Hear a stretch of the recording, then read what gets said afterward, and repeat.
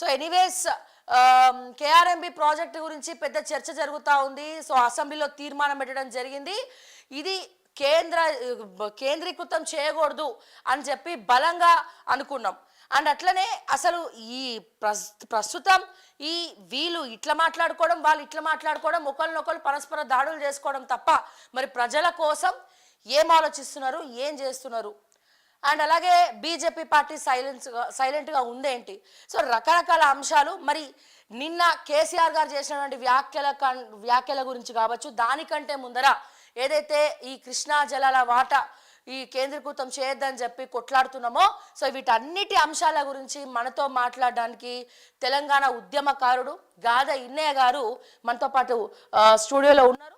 So ఈరోజు గరం ఛాయ్ వార్తల్లో మరి సార్ కూడా ఏం మాట్లాడతారు ఏంటి, ఇప్పుడు నడుస్తున్నటువంటి ఈ చర్చకు మరి నిన్న మాట్లాడినటువంటి మాటలకు సార్ చెప్పే సమాధానం ఏందనేది మనం తెలుసుకుందాం. సార్ నమస్కారం అండి, ఎలా ఉన్నారు? మా ఆఫీస్ అంతా ఈరోజు గులాబీమయం అయిపోయింది, మొత్తం అంతా మీ షర్ట్ ఇట్లా రిఫ్లెక్షన్ అయిపోతుంది అనమాట. సో నాకు తెలిసి కొత్త ప్రభుత్వంలో ఫస్ట్ టైం మీతో మార్నింగ్ న్యూస్, చాలా హ్యాపీగా ఉంది సార్. బట్ లేట్గా మిమ్మల్ని మార్నింగ్ న్యూస్కి ఇన్వైట్ చేసిన, బట్ లేటెస్ట్ టాపిక్తో ఇన్వైట్ చేసిన అని అనుకుంటున్నా. ముందుగా మీరు తెలంగాణ ప్రజలకు ఏం చెప్దాం అనుకుంటున్నారు? అంటే ఇప్పుడు ఇంతకుముందు మీరు ఇంట్రడక్షన్లో చెప్పినట్టు ఇది పొలిటికల్ వార్ అయింది. జరగాల్సింది ఏంటిది? ఇది నీళ్లకు సంబంధించినటువంటి సమస్య. ఇది అంటే తెలంగాణ బతుకులకు సంబంధించిన విషయం. ఇది తెలంగాణ నదీ జలాలకు సంబంధించిన విషయం. ఇది తెలంగాణలో ప్రజలు రెక్కలు ముక్కలు చేసుకొని వాళ్ళు ఏదైతే ఈ కనీసం 3 పూటల తిండి తినకున్నా కానీ ఈ ప్రభుత్వానికి కట్టాల్సిన ట్యాక్సులు కడితే అవన్నీ కూడా గత 70 సంవత్సరాలుగా వారు ప్రజలు చేసినటువంటి త్యాగాల ఫలితంగా, కష్టాల ఫలితంగా, అనేక రకాలైనటువంటి పాలకుల మీద ఒత్తిడి తీసుకురావడం వల్ల కృష్ణానది మీద అయితేంది, గోదావరి మీద అయితేంది, అనేక రకాల ప్రాజెక్టు నిర్మాణం జరుగుతున్నాయి. ఈ ప్రాజెక్టులని కాపాడుకోవాల్సిన బాధ్యత ప్రజల మీద ఉంది, పాలకుల మీద ఉంది. అయితే మీరు ఇంతకుముందు చెప్పినట్టు కేఆర్ఎంబి ఏదైతే 2013-14లో ఈ స్టేట్ రీఆర్గనైజేషన్ కమిషన్లో పొందుపరిచినటువంటి ఒక అంశం. అది ఎట్లనైతే ఆంధ్ర ప్రాంతానికి స్టేటస్ ఇవ్వాలని, లేకపోతే ఈ నదీ జలాలకు సంబంధించిన విషయాల మీద, ప్రాజెక్టులకు సంబంధించిన విషయాల మీద వివాదారహితంగా ఉండడానికి కేఆర్ఎంబిలో కొన్ని అంశాలు, కొన్ని రకాల అనుమానాలు, సందేహాలు ఉండడం వల్ల దాంట్లో కొన్ని ఆ రోజు పొందుపరచడం జరిగింది. వీటన్నిటిని ఒక్కొక్కటి పరిష్కరించుకుంటూ 10 ఏళ్ల కాలం, ఇప్పుడు జూన్ 2వ తారీఖు ఈ గొడవ అంతా ఏంటంటే జూన్ 2కి ఈ స్టేట్ రీఆర్గనైజేషన్ కమిషన్ యొక్క అగ్రిమెంట్ అయిపోతుంది. 10 ఏళ్ళు అయిపోతుంది. 10 ఏళ్ళ తర్వాత ఆ రోజు లోక్సభలో, రాజ్యసభలో జరిగిన తీర్మానం ఏదైతుందో, లేకపోతే ఆ రోజు విడుదల చేసిన గెజిట్ ఏదైతే ఉందో రాష్ట్రపతి గారు, దాని కాలం పూర్తయిపోతుంది. కాలం పూర్తయ్యే లోపే వాళ్ళు ఎట్లా స్టేటస్ సంపాదించలేకపోయాను. ఆంధ్ర ప్రాంతానికి అతి ముఖ్యమైన విషయాలు ఏంటంటే, ఒకటి నదీ జలాల విషయం, 2 ఆ రాష్ట్రానికి ప్రత్యేక ప్యాకేజీలు ఇచ్చి, స్టేటస్ ఇచ్చి నిధులు సమకూర్చుకోవాలనేది 2వ ప్రతిపాదన. ఈ 2 ఆంధ్ర ప్రాంతం నుంచి బలంగా ఆ రోజుల్లో ఉన్నటువంటి విషయాలు ఇవి. ఆంధ్ర పాలకులు, ఆంధ్ర ప్రాంతానికి చెందినటువంటి ఆ పెట్టుబడిదారులే అనుకోండి, లేకపోతే ఎంప్లాయీస్ అనుకోండి, లేకపోతే ప్రజలే అనుకోండి, లేకపోతే ఆంధ్ర ప్రాంతం మీద ఎంతో ఇంతో ప్రేమ ఉన్న వాళ్ళు అనుకోండి, ఈ 2 సమస్యల మీద వాళ్ళు చాలా ప్రధానంగా ఆ రోజు మొండిపట్టు పట్టిండ్రు. ఈ మొండిపట్టు ఆధారం చేసుకొని ఆ రోజు ఉన్నటువంటి మన్మోహన్ సింగ్ ప్రభుత్వము ఒకటి నదీ జలాల మీద సంబంధించిన ప్రాజెక్టులకు సంబంధించిన విషయంలో దాంట్లో పొందుపరిచిండు. వాళ్ళకు ఉన్నటువంటి ఏదైతే భయాలు, ఆందోళనలు, మా ప్రాంతం ఏమైపోతుంది, రాజధాని లేకుండా మాకు రాష్ట్రాన్ని ఇస్తున్నారనే భయాన్ని పోగొట్టాలనే ఉద్దేశంతో స్టేటస్ అనే దాన్ని కూడా, స్పెషల్ ప్యాకేజ్ అనే దాన్ని కూడా వాళ్ళు పొందుపరచడం జరిగింది.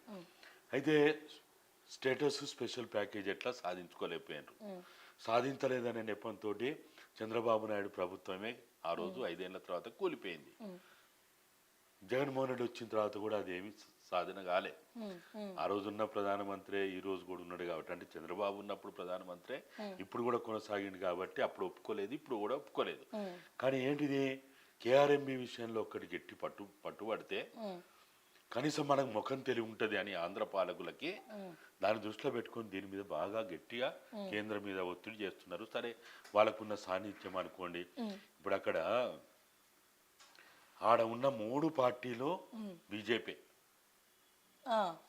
అసలు బీజేపీ అంటే ఆంధ్రాలో ఏం మాట్లాడుకుంటారంటే B for Babu, okay, J for Jagan, P for Pavan. Wow, ఇది బాగుంది సార్. ఇది ఏదో B for Babu, J for Jagan, P for Pavan. అంటే 3 ప్రధాన పార్టీలు ఏవైతే ఆడ ఆంధ్ర ప్రాంతంలో ఇప్పుడు మనుగడ సాగిస్తా ఉన్నాయో ఈ 3 పార్టీలు బీజేపీ అబ్రివేషన్ కే పనిచేస్తాయి. వీళ్ళంతా బీజేపీ వాళ్ళే, దీంట్లో ఏమి ఇది లేదని దాంతో వాళ్ళు ఎట్లన్నా చేసి ఇప్పుడు ఈ నదీ జలాల ప్రాజెక్టులకు సంబంధించిన దాన్ని సాధించుకోవాలని వాళ్ళు ఎవ్వరికి వాళ్ళు ఇక్కడ వచ్చి తిట్టుకుంటారు, కళ్ళాలు పట్టుకుంటారు, విపరీతమైన ఫైటింగ్ చేసుకున్నట్టుంటారు, జైలు పాలు, ఓడు జైలు పంపుతాడు, ఒకటి జైలు పాలు అవుతారు. ఇవన్నీ ఇక్కడ జరుగుతాయి. ఢిల్లీ కాడ మాత్రం మోడీ అమిత్ షాల కాడ మాత్రం మోకరిల్లి, అయ్యా నాయనా నువ్వు ఎట్లా స్టేటస్ ఇయ్యలేదు, స్పెషల్ ప్యాకేజ్ ఇయ్యలేదు, కనీసం మాకు ఈ కేఆర్ఎంబి విషయంలోనైనా నువ్వు ఏదైతే ఆ పొందుపరిచినటువంటి అంశం ఉందో దాన్ని మాకు చేసి పెట్టని వీళ్ళు ఢిల్లీని పాకులు బదిలాడుకుంటా ఉన్నారు, ప్రాధాయపడతా ఉన్నారు. దాంతో ఢిల్లీ కూడా ఏంటి, వాళ్ళకి పోయేది ఏం లేదు. దీంతో ఇక్కడ తీసుకొస్తే వీళ్ళిద్దరు అనుకుంటారు కదా, ఎప్పుడు కూడా ఇది తౌడేసి కుక్కల తన్నులాట లెక్క ఉండాలనేదే పాలకులు చూస్తా ఉంటారు. కేంద్రం పెద్దన్న పాత్ర అదే పోషిస్తా ఉన్నది. ఈ ఆంధ్రులు తెలంగాణ వాళ్ళు అనుకుంటే వాళ్ళకి ఏం నష్టం, వాళ్ళకి కావాల్సింది కూడా తన్నుకోవాలా. కాబట్టి దాన్ని ఏం చేసిండ్రు వీళ్ళు అనేక దఫాలుగా ఈ కేఆర్ఎంబి విషయంలో ఏదైతే వాళ్ళు దీన్ని స్పీడప్ చేయాలి, దీన్ని ఎట్లన్నా చేసి కేఆర్ఎంబి పరిధిలోకి ఈ ప్రాజెక్టులు మొత్తంగా తీసుకురావాలి, నదీ జలాలను తీసుకురావాలి. అసలు నిజంగా చెప్పాలంటే కేంద్రానికి చిత్తశుద్ధి ఉంటే ఇద్దరు చేయాల్సిన పని ఏంటంటే ఇరు రాష్ట్రాల ముఖ్యమంత్రులు కానీ, ఇరు రాష్ట్రాలకు సంబంధించిన బుద్ధిజీవులు కానీ, బుద్ధిజీవులకు కూడా సోయి లేకుండా అయిపోయింది. ఆ మీడియా అక్కడ మొత్తుకుంటుంది, ఈ మీడియా ఇక్కడ మొత్తుకుంటుంది. కానీ బచావత్ ట్రిబ్యునల్ అయిపోయి కాలం చెల్లిపోయి కాలం ముగిసి విజేష్ కుమార్ ట్రిబ్యునల్ అవార్డు కోసం ఇప్పుడు ఎన్నో రోజుల క్రితమే దీన్ని ఏర్పాటు చేయడం జరిగింది. అరే ఆ అవార్డు ఎక్కడ బాయే, దాని నిర్ణయాలు ఎక్కడ బాయే, మా వాటాలు ఎక్కడ బాయే అని మాట్లాడకుండా కేఆర్ఎంబి మీద పడ్డారు.